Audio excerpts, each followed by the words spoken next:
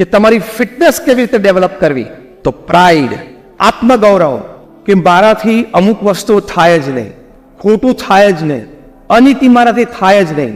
સિંહ છે એ મરી જાય પણ ઘાસ ખાય નહીં. પણ કદાચ તમે હમણાં એક વિડીયો જોયો હશે વોટ્સએપ ઉપર કે સિંહ છે ઘાસ ખાય છે. એ ઘાસ ખાતો નથી. એનો વૈજ્ઞાનિક દ્રષ્ટિકોણ એ છે કે આપણને જેમ પેટમાં કંઈક અપચો થયો હોય અને કદાચ અડધો પોણો દિવસ જતો રહે પણ હજી પેટ ભારે ભારે લાગતું હોય, તો આપણે કંઈક એવું લઈએ છીએ કે કાં તો એ વહેલું પચે અને કાં તો વોમિટ થઈ જાય. બરાબર છે? ઘણી વખત પેટમાં એટલી બધી ગરબડ હોય ને તો આપણે એમેટિક લઈએ છીએ, એટલે શું, ઉલટીની દવા. એ તમને ઉલટી કરાવી જાય ને તો તમને આમ એકવાર આમ ખેંચી જાય પેટ, પણ પછી રાહત થઈ જાય. બરાબર છે? સિંહ માટે છે ને ઘાસ છે ને એ આ પ્રક્રિયા છે.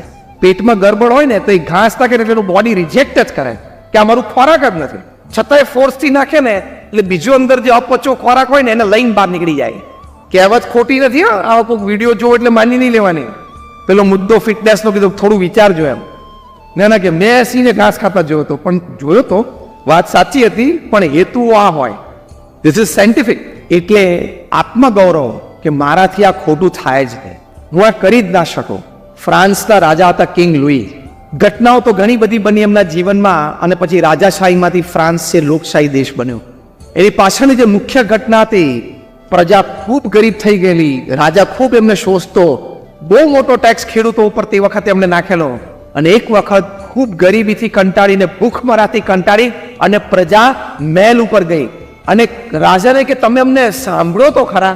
રાજાના બદલે એમના રાણી ક્વીન એન્થોની એ પોતે આવ્યા કે બોલો શું છે, એટલે કે ક્વીન મધર, રાજમાતાને કે ને, કારણ કે એ તો આદરણીય પાત્ર જ્યારે રાજાશાહી હોય ત્યારે ક્વીન મધર ફ્રાન્સ ભાષામાં બોલ્યા છે, પણ એવું કે અમારી પાસે ખાવા માટે બ્રેડ નથી. ભૂખ્યા તરસે બધા બૂમો પાડતા હતા, ખેડૂતો, એના બૈરા છોકરા બધા, કે અમારી પાસે ખાવા માટે બ્રેડ નથી. ત્યારે આ રાજમાતા એને જવાબ આપ્યો, કેવો મોટો કટાક્ષ માર્યો, ઇતિહાસમાં સૌથી મોટો કટાક્ષ આ કહેવાય છે. રાજમાતા બોલ્યા કે એમ તમારી પાસે બ્રેડ નથી ખાવા માટે, તો કેક ખાઓ. બ્રેડ નથી તો કેક ખાઓ.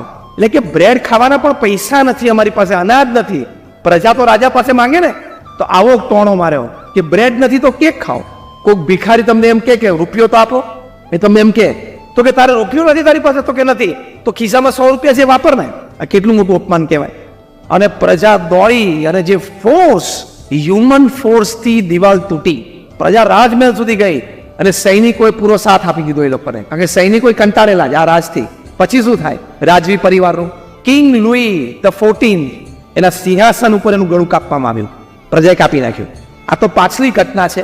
જે મુખ્ય મુદ્દો આપણે સમજવો છે, કિંગ લુઈના દીકરાને કેદ કરીને લઈ ગયા કે ભાઈ આ તો નિર્દોષ છે, આપણે એને મારી નથી નાખો, કેદ કરીને લઈ ગયા અને એને એવી જગ્યાએ રાખ્યો જ્યાં સંપૂર્ણ ભોગવિલાસ સહજતાથી પ્રાપ્ત થાય. વ્યસની લોકોની વચ્ચે એમને રાખ્યા, એને વ્યસન કરાવવાનો પ્રયત્ન કરે. આજુબાજુ ક્રિમિનલ લોકો હોય, કેદીઓ હોય, એની વચ્ચે એમને રાખ્યા.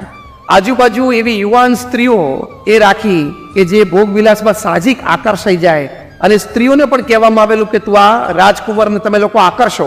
એટલે બધી પ્રકારના અનર્થો આજુબાજુ હતા. પણ એ 17-18 વર્ષનો નવયુવાન એક પણ જગ્યાને નજર ન નાખી, એક પણ વખત વ્યસન જોયું, પેલું પ્રયત્ન ન કર્યો. ઘણા દિવસો પછી પ્રજાના આગેવાનો એમને પૂછ્યું કે આટલો બધો સહજ ભોગ તમારી આજુબાજુ હતો, તમે એક પણ મને લલચાયા? ત્યારે પૂર્ણ આત્મગૌરવ સાથે કિંગ લુઈના સુપુત્ર બોલ્યા, અદ્ભુત વાક્ય બોલ્યા, એ આપણે બધાએ આત્મગૌરવની દ્રષ્ટિએ યાદ રાખવાનું. એમણે કહ્યું કે I can not do what you ask for me, I can not do what you ask of me because I was born to be a king. તમે લોકો જે બધું મને કહો એ બધું જ મારે કરવું, અને આ બધામાં લલચાવું એ હું ન કરી શકું, કારણ કે હું રાજા થવા માટે જન્મ્યો છું. I am born to be a king. એમ આપણે પણ આવો આત્મગૌરવ રાખવું કે જીવનમાં કદાચ 90 વર્ષ જીવી ગયા તો 90મા વર્ષે પણ કોઈ પણ વ્યક્તિ અને કોઈ પણ સમાજની વચ્ચે ઉન્નત મસ્તક સાથે જીવી શકીએ કે મેં કંઈ ખોટું નથી કર્યું. એ આત્મગૌરવ હોવું જ જોઈએ. એ ફિટનેસ છે. તો તમે ક્યારેય કોઈ કામ ખોટું નહીં કરો. એ આત્મગૌરવની તાકાત છે. જો એ આત્મગૌરવ નહીં હોય કે મારી ખાનદાની, મારી પ્રતિષ્ઠા, મારી કીર્તિ, જે કઈ નાની મોટી વાત આપણી પાસે છે, મારો ધંધો, એનું આત્મગૌરવ નહીં હોય ને તો આ લપસણી વસ્તુ છે. માઇક ટાયસન કેવા મોટા મુક્કાબાજ, WBC વર્લ્ડ બોક્સિંગ કાઉન્સિલ અને WBA વર્લ્ડ બોક્સિંગ એસોસિએશન બંનેના ટાઇટલ કોઈ એક વ્યક્તિ પાસે એક સાથે હોય તો ઇતિહાસનો પહેલો પ્રસંગ, અને એ પણ 20 વર્ષની ઉંમરે. 20 વર્ષની ઉંમરે આ બંને ટાઇટલ્સ એની પાસે હતા, બંને બેલ્ટે પહેરતા, WBA અને WBC. અને હાઇડ્રોજન બોમ્બ સાથે એમના મુક્કાઓને સરખાવવામાં સાહિત્યકારો ખચકાટ નહોતા અનુભવતા. અને કેવા બાઉટ્સ જીતેલા છે, 9 સેકન્ડમાં, 11 સેકન્ડમાં, લાસ વેગાસમાં 9 સેકન્ડમાં. અને સ્ટેક મની $150-200 મિલિયન, એટલે 9 સેકન્ડમાં $100 મિલિયન કમાય. $100 મિલિયન, $1 મિલિયન એટલે 7 કરોડ રૂપિયા, 100 મિલિયન એટલે 700 કરોડ રૂપિયા 9 સેકન્ડમાં, 10 સેકન્ડમાં, એટલે 1 સેકન્ડના કેટલા? 1 સેકન્ડના 100 કરોડ, 100 કરોડ, 100 કરોડ, 100 કરોડ, પેલું પેન્ડુલમ મળે ને વોલ ક્લોકનું. પણ આત્મગૌરવ ચૂક્યા કે હું ક્યાં છું, કયા દરજ્જા ઉપર છું, મારે શું બોલાય, શું કરાય, શું જોવાય, શું ન કરાય, એ વિવેક ચૂકી ગયા. તો શું પરિસ્થિતિ આવી? ન્યૂઝપેપર રિપોર્ટ્સ પ્રમાણે કોઈ મોડલ સાથે એમને બળાત્કાર એટલે રેપનો પ્રસંગ બની ગયો. એરેસ્ટ થયા અને 3 વર્ષ જેલમાં ગયા. 3 વર્ષ તમે જેલમાં રહો એટલે તમારું કોન્ફિડન્સ, વિલ પાવર લેવલ કેટલો નીચો જતો રહે. ગમે તેવો માણસ તૂટી જાય, ગમે તેવો માણસ ખલાસ થઈ જાય, તમે ગમે તે ના હો, 5-6 દિવસ તમે CBIમાં રહો અને હવે સપ્ટેમ્બરની 23-24 તારીખ સુધી તમે તિહારમાં રહો, ગમે તેનું માણસનું જીગર તૂટી જાય. એકવાર તો છાતી ઉપર ઘા આવી જ જાય. ગમે તેવી વ્યક્તિઓ અને ગમે તેવી પદવી અને ગમે તેવી મોટી સત્તા એને ભોગવી હોય, એકવાર તો જીગર તમારું તૂટી જ જાય. એટલે આત્મગૌરવ નહીં હોય ને તો આવા સંજોગો આવશે. એ તો કઈ કક્ષા, કેવી સત્તા, કેવું મોટું નામ. એટલે આત્મગૌરવ હોવું જોઈએ કે મારાથી આ થાય જ ને. પ્રમુખ સ્વામી મહારાજે આટલી મોટી BAPS સંસ્થા ઊભી કરી. એમના જીવનમાં એક આત્મગૌરવ હતો કે મને ભગવાન સ્વામિનારાયણે જે સિદ્ધાંતો આપ્યા છે, મારા ગુરુ શાસ્ત્રીજી મહારાજ અને યોગીજી મહારાજે જે મને પ્રણાલિકાઓ શીખવાડી છે, એનાથી બહાર હું કોઈ દિવસ પગ મૂકી શકું જ નહીં, લેશ માત્ર નહીં. પ્રમુખ સ્વામી મહારાજ હંમેશા કહેતા કે નીતિ નિયમ સિદ્ધાંતના ભોગે કોઈ દિવસ કોઈ કાર્ય કરવું જ નહીં. તો ક્યારેય નીતિ નિયમ સિદ્ધાંતને મૂકીને એમને કોઈ કાર્ય કર્યું જ નહીં. તો 95 વર્ષનું એમનું જીવન, એમાં 80 વર્ષનું જાહેર જીવન, પ્રમુખ સ્વામી મહારાજે ક્યારેય ખાનગીમાં કે જાહેરમાં એક પણ ભૂલ કરી નથી. એમની શ્રદ્ધાંજલિ સભામાં ગાંધીનગરમાં શક્તિસિંહ ગોયલ બોલેલા કે હું 40 વર્ષથી પ્રમુખ સ્વામી મહારાજના સંપર્કમાં છું.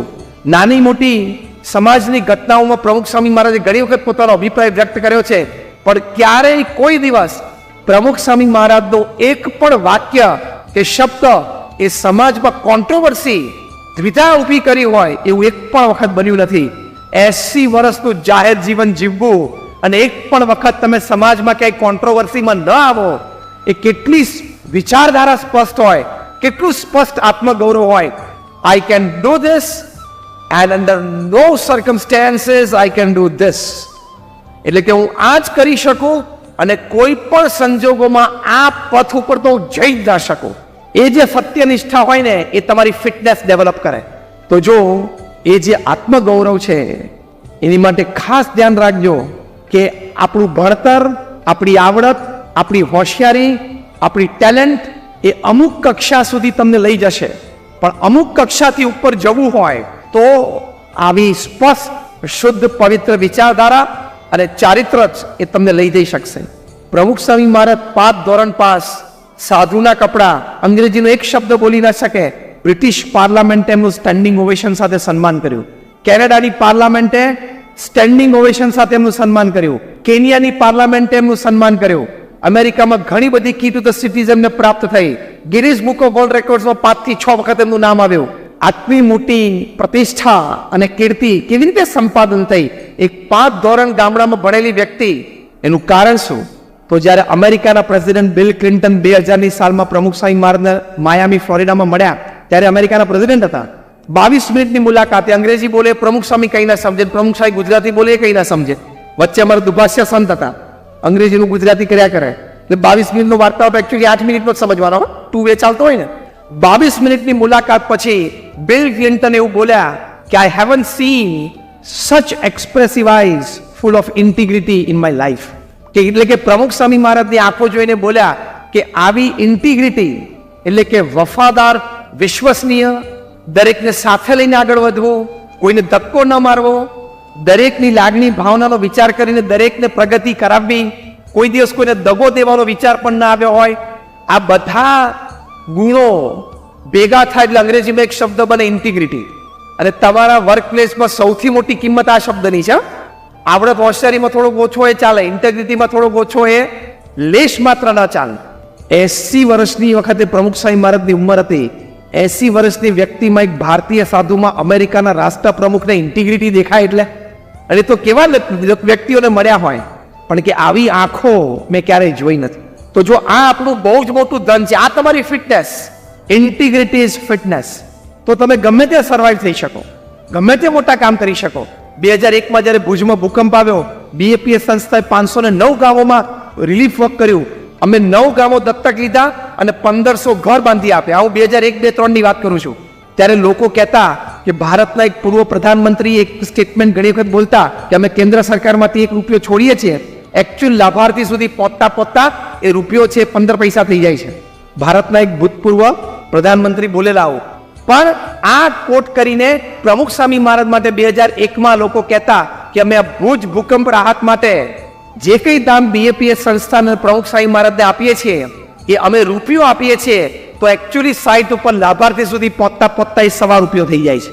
આ પ્રમુખ સ્વામી મહારાજની ઇન્ટિગ્રિટીની કિંમત હતી, આ પ્રમુખ સ્વામી મહારાજના કેરેક્ટરની કિંમત હતી. આ તો એ તમારી એસેટ છે, એ તમારી ફિટનેસ છે. તો એવી ફિટનેસ ડેવલપ કરવાની કે resources, people and money they have to come to you, you don't have to go to them. તો એ બહુ જ મોટી ફિટનેસ છે, એ ડેવલપ કરવાનો પ્રયત્ન કરવાનો છે. પોઝિટિવ રોલ છે, નેગેટિવ રોલ છે, એટલું પણ તમને ખબર પડે ને તો પ્રોબ્લેમ અડધો સોલ્વ થયેલો છે. તમે મહાભારત વાંચી રાખ્યું હોય, રામાયણ વાંચી રાખ્યું હોય, સ્પેશિયલી ધારો કે કોઈ પ્રસંગ ઘરમાં ઝઘડાનો બન્યો અને રામાયણ ગ્રંથ તમને યાદ હોય, તમને એટલો ખબર પડે કે મારો આમાં રોલ દશરથનો છે, રામનો છે, કૈકેયીનો છે કે મંથરાનો છે, એટલી તો ખબર પડે. If you know your role, the problem is half solved. As simple as that.